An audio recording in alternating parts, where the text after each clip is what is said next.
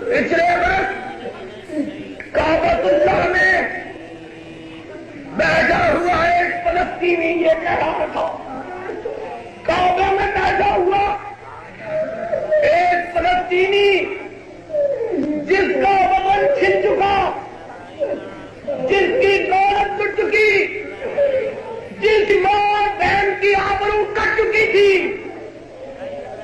وہ کعبے میں بیٹھا ہوا پاکستان کے لیے دعا مانگ رہا تھا، اللہ پاکستان کی حفاظت فرما، اللہ پاکستان کی مدد فرما۔